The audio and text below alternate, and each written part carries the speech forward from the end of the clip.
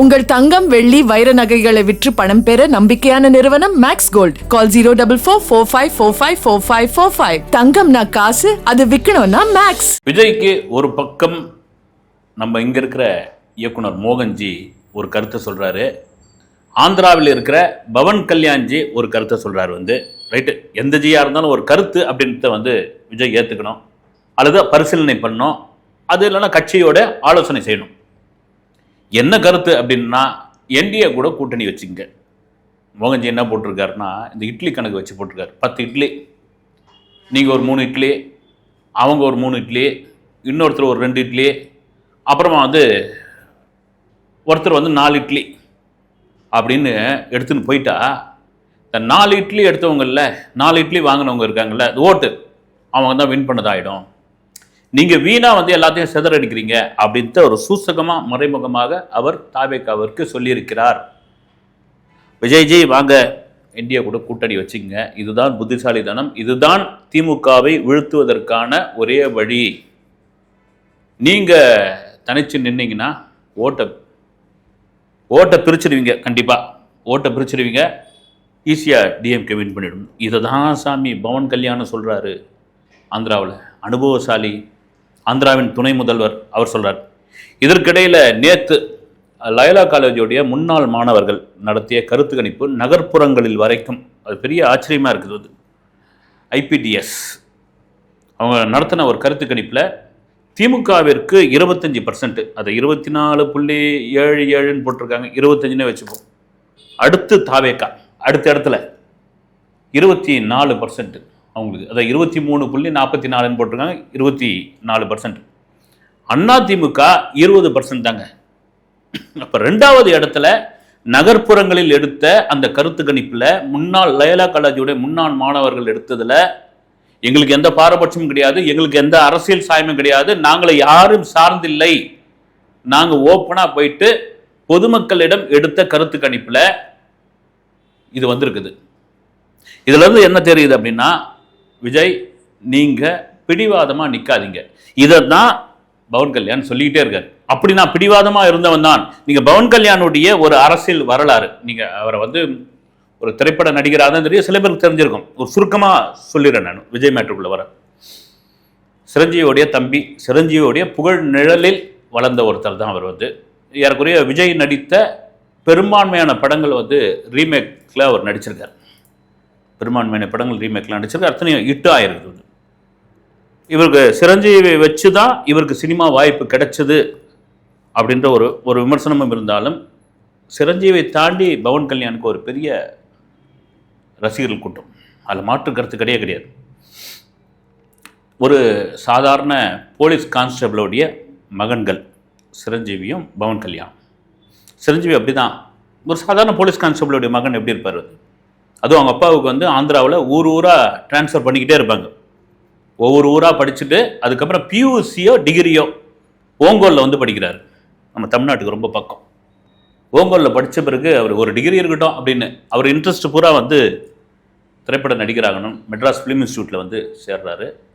ரஜினிக்கு அடுத்த set junior. அப்போ ஆந்திராவில் அந்த காலகட்டத்தில் ஜாதிய ரீதியாக பெரிய பாலிடிக்ஸ், சினிமாக்குள்ள ரெட்டி, நாயுடு, ராவ், இந்த மாதிரி கம்யூனிட்டிக்குள்ளே பெரிய பாலிடிக்ஸ்.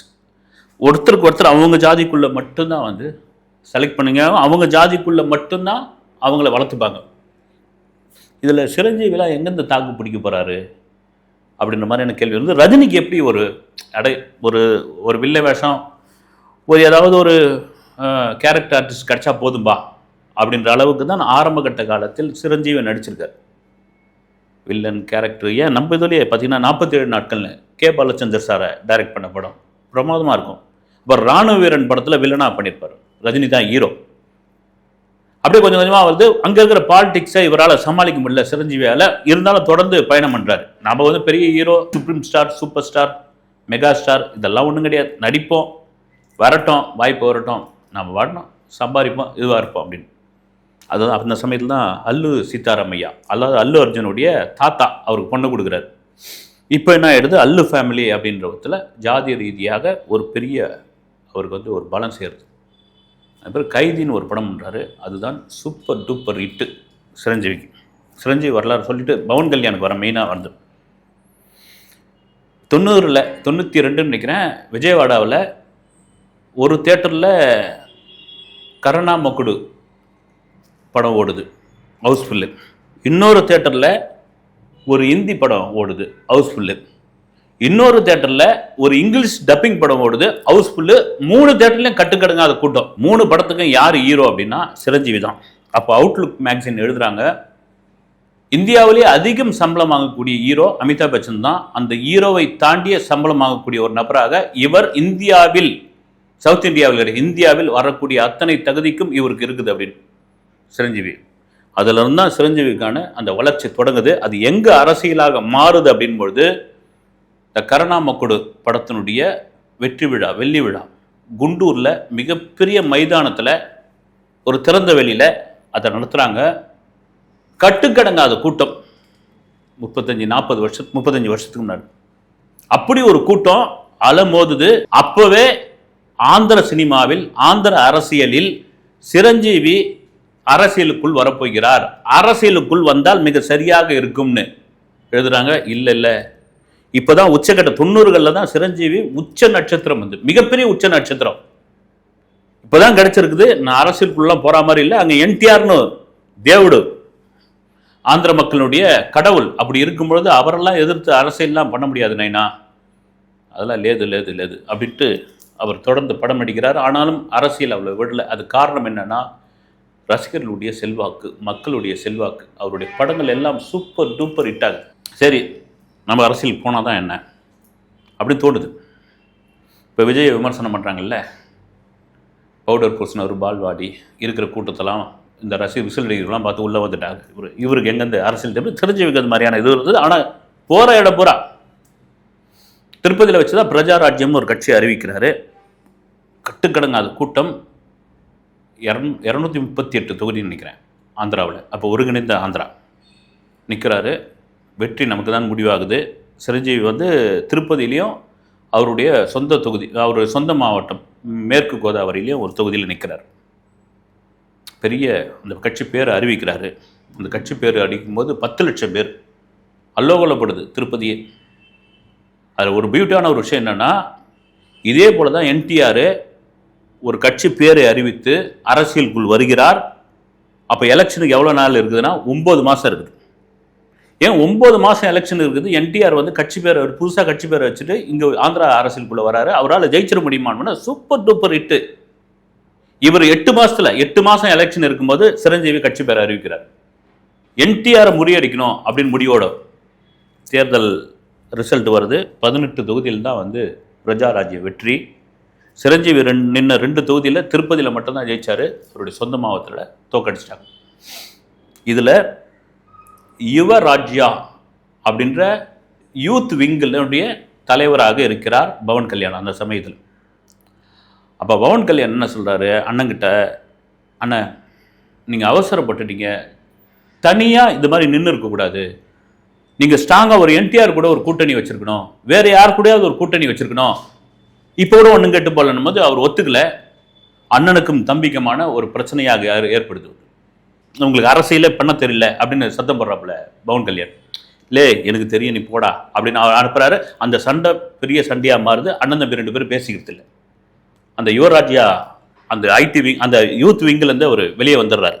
பவன் கல்யாண் வெளியே வந்து அவர் ஜனசேனான்னு ஒரு கட்சி ஆரம்பிக்கிறார். சேக்குவாரா மீது பெரிய அபிமானம் கொண்டவர் பவன் கல்யாண்.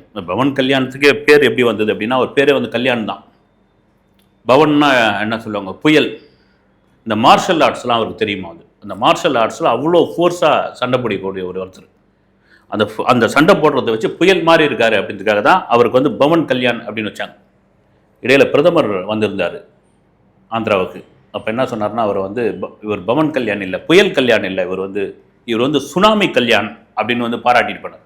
அந்த அளவுக்கு அரசியலில் சுனாமி மாதிரி இருக்காரு அப்படின்னு. சரி, இங்கே வருவோம். இவர் ஜனசேனா கட்சி ஆரம்பிக்கிறாரு, கொடியை அறிமுகப்படுத்துகிறாரு. ஒரு பக்கம் வந்து சேக்குவாரா படம், இன்னொரு பக்கம் வந்து ஒரு கலரு, சேக்குவாரோடைய கொள்கை. இதெல்லாம் இவர் அரசியல் களத்துக்குள்ள தன் அண்ணன் செய்த தவறை, சிரஞ்சீவி செய்த தவறை செய்யக்கூடாது, மிக முனைப்பாக அந்த கட்சியை ஆரம்பிக்கிறார்.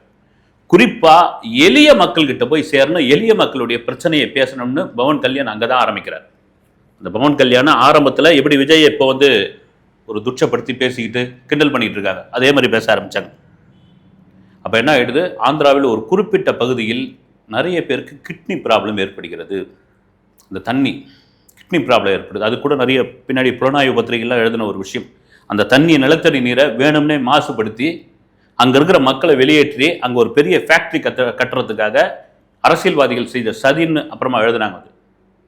அப்ப சாதாரண மக்களுக்கு அவங்க ஒன்றும் இல்லை, அந்த குடி தண்ணீர் குடிக்கிறதுனால ஏற்படுது. அப்போ கவர்மெண்ட் கிட்ட போராடி அவர் டயாலிசிஸ் சென்டர் ஒன்று ஆரம்பிக்கிறார், வந்து அங்கே ஆரம்பிக்கிறார். அதன் பிறகு அவருடைய செல்வாக்கு கொஞ்சம் கொஞ்சமாக உயர்கிறது.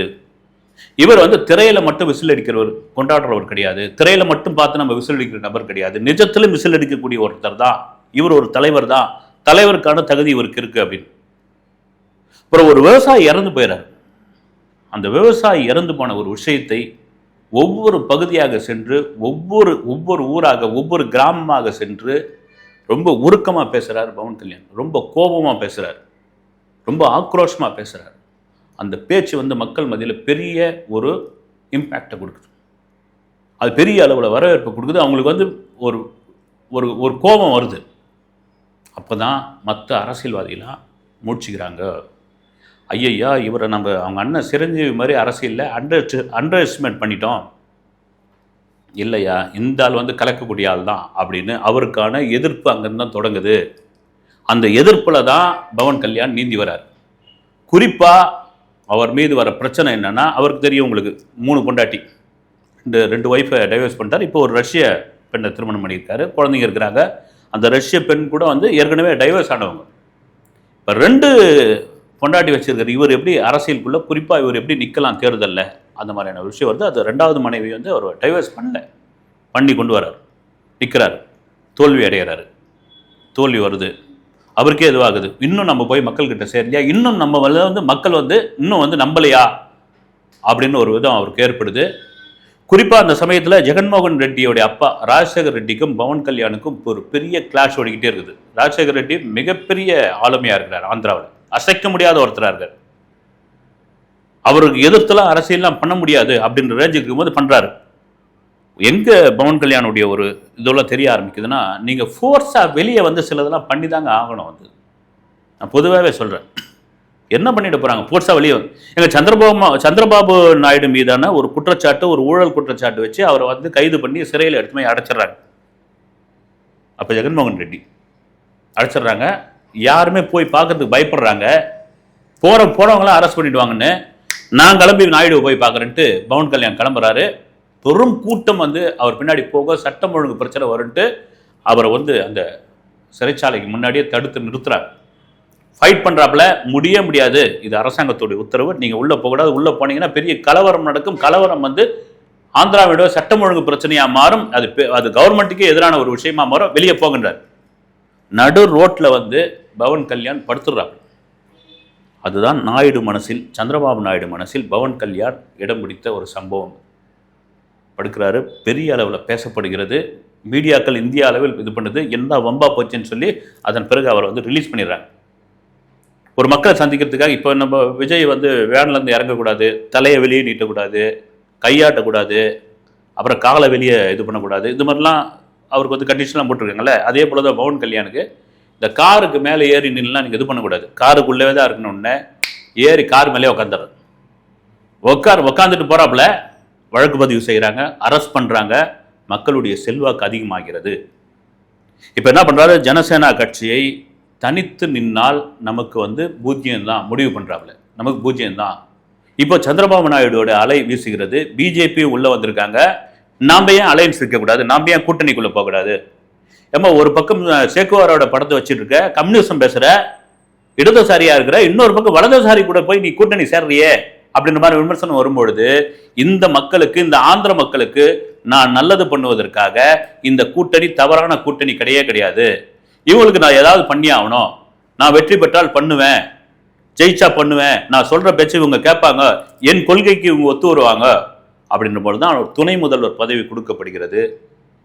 இது தெரிஞ்சு 20 இடத்துல நிற்கிறார், 21 இடத்துல மிகப்பெரிய வெற்றி. பவன் கல்யாண் மிகப்பெரிய வெற்றி. இப்போ இருக்கார், துணை முதல்வர் இருக்கார். சந்திரபாபு நாயுடு சில நம்ம காணொலியாக பார்க்க முடியுது. சில பள்ளிக்கூடங்களுக்கு திடீர்னு ஆய்வு பண்ணுறதுக்கு போகிறாரு பவன் கல்யாண். எப்படி இருக்குதுன்றாரு, இங்கே குடிநீர் வசதி எப்படி இருக்குது, மாணவ மாணவிகள் எப்படி சொல்லித்தரீங்கன்றாரு. ஒரு கிராமத்துக்குள்ளே போகிறாரு, அங்கே நிலத்தடி நீர் எப்படி இருக்குது, தண்ணி வசதி எப்படி இருக்குது, மின்சாரம் கரெக்டாக வருதா. இது வேறு அரசியல் கிடையாது. ஜெயிச்ச பிறகு என்ன தானே ஜெயிக்க வச்சுங்க, என் கட்சியை தானே ஜெயிக்க வச்சுங்க, சாமானிய மக்களை நான் பார்க்க வரேன், நான் ஒரு நடிகன் தான். அதை தாண்டி உங்கள் வீட்டுக்கு, உங்கள் வாசலுக்கு, உங்கள் ஊருக்கு, உங்கள் கிராமத்துக்கு நான் வரேன். இந்த அரசியல் தான் பவன் கல்யாணை ஒரு நடிகராக தாண்டி ஒரு தலைவராக மக்கள் மனதில் வந்து நிற்குது. இதை தான் அவர் சொல்கிறாரு, விஜய் சார் என்னை விட நீங்கள் ஒரு 3 வயசு கம்மி தான், 56 வயசு ஆகுது அவருக்கு. பவன் கல்யாண் கம்மி தான், ஆனால் தப்பு இல்லை. உண்மையிலே பவன் கல்யாண் என்னை விட உங்களுக்கு பெரிய மாசு இருக்குது, உண்மைதான் அது. பவன் கல்யாண் அந்த அளவுக்கு பெருசாக ஒன்றும் கிடையாது. பவன் கல்யாணை தாண்டி 6 மடங்கு சம்பளம் வாங்குறாரு விஜய், சம்பளம் வாங்கிட்டு இருந்தார். பவன் கல்யாணை தாண்டி ஒரு பெரிய வேர்ல்டு முழுக்க ஒரு பெரிய வியாபாரம் இருக்குது விஜய்க்கு, ஒரு பெரிய ஓப்பனிங் இருக்குது. அதை தாண்டி ஏன்னா அங்கே இருக்கிற நடிகர்கள் கொஞ்சம் கொஞ்சம் அப்படியே பிரிச்சுக்கிறாங்க. பவன் கல்யாண், வெங்கடேஷ், ரவி தேஜா, மகேஷ் பாபு, அல்லு அர்ஜுன், இப்படி எல்லாம் பிரிச்சுக்கிறாங்க. ராம் சரண். அங்கே இங்கே ஒரு 3 பேருக்குள்ளே தான் போட்டி. அதில் ஹையஸ்ட் வந்து விஜய் தான், அதில் மாற்றுக்கிறது கிடையாது. அப்படி இருக்கும் பொழுது நீங்கள் உங்கள் முடிவை கொஞ்சம் மாற்றுங்க. நானும் ஜனசேனா ஆரம்பிக்கும் போது அப்படி தான் இருந்தேன், அதனால் ஒன்றும் தவறு இல்லை. நான் ஆந்திராவில் அடுத்து வரப்போகிற எலெக்ஷனில் என் கட்சிக்கான மாசு என்னன்னு பாருங்கள். நீங்கள் கண்டிப்பாக இந்த ஆந்திர மக்கள் என்னை வந்து கொண்டாடுகிறார்கள், என்னை வரவேற்கிறார்கள், அவங்களுக்கு நான் நல்லது பண்ணுறேன், நல்லது பண்ணுவேன். ஒரு எலெக்ஷனில் நிற்கும் பொழுது இந்த விஜய்க்கு இப்போ பர்சனல் அட்டாக் வருது இல்லை, அது மாதிரி பவன் கல்யாண் வந்து நின்னாச்சு, ஒரு பெரிய செல்வாக்கு. அப்போ ஜெகன்மோகன் ரெட்டி என்னன்னா ஒரு மீட்டிங்கில் பேசுகிறாரு, இவருக்கு வந்து 4 பொண்டாட்டி கட்டிக்கிட்டு இருக்காரு பவன் கல்யாண் அப்படின்னு. 3 பொண்டாட்டி தான், 4 பொண்டாட்டி கட்டிக்கிட்டு இருக்காரு. 4 பொண்டாட்டியில் 3 பொண்டாட்டியே வச்சுக்கிறதுக்கு வாழ துப்பு இல்லை, இவருக்கெல்லாம் நீங்கள் எங்கேருந்து ஓட்டு போட போகிறீங்க அப்படின்னு ஓப்பனாக பேசுகிறாரு. அடுத்து வந்து பவன் கல்யாண் பேசுகிறார், எனக்கு 4 பொண்டாட்டி இல்லை, 3 பொண்டாட்டி தான், 2 பேர் விவாகரத்து பண்ணிட்டேன், இப்போ 3ஆவதா இருக்காங்க என் கூட தான், 4ஆவது பொண்டாட்டியாவனா நான் ஜெகன்மோகன் ரெட்டியை கல்யாணம் பண்ணிக்கிறேன், ஏன்னா அவருக்கு விருப்பமானு சொல்லுங்கன்ட்டு ஒரு பதிலை போடுறாரு. அது பெரிய அதிர்வலியாக மாறுது. ஒத்துக்கிறேன், ஆமாம் நான் கல்யாணம் பண்ணவன் தான். என்ன காரணம்னா, இப்படியெல்லாம் தாக்குதல் பண்ணால் ஒரு மனிதனை மன ரீதியாக நீங்கள் அடிச்சிடலாம் அப்படின்னு முடிவு பண்ணுறாங்க. ஆனால் அதுக்கு சாத்தியம் இல்லை. மக்கள் செல்வாக்கு முன்னாடி எந்த மன ரீதியான அடியும் நிற்காது. மக்கள் ஒன்ஸ் முடிவு பண்ணிட்டாங்கன்னா அவங்கள கோபுரத்தில் உட்கார வச்சுருவாங்க. நீங்கள் கட்சி ஆரம்பித்து 2 வருஷம் 3ஆவது வருஷம் தான் தொடங்கி இருக்குது. நீங்கள் என்டிஏ கூட்டணிக்குள்ளே வாங்க, மாபெரும் வெற்றி உங்களுக்கு காத்துக்கிட்டு இருக்கு அப்படின்னு பவன் கல்யாண் தன்னுடைய சொந்த அனுபவத்தை விஜயிடம் சொல்லி இருப்பதாக ஒரு தகவல். இது இறுதி முடிவு விஜய் கையிலையும், அவருடைய கட்சி நிர்வாக கையிலும், கட்சி தொண்டர் கையிலும், கட்சி செயலாளர் கையிலும் இருக்கிறது. அடுத்த வீடியோவில் சந்திக்கிறேன். நன்றி.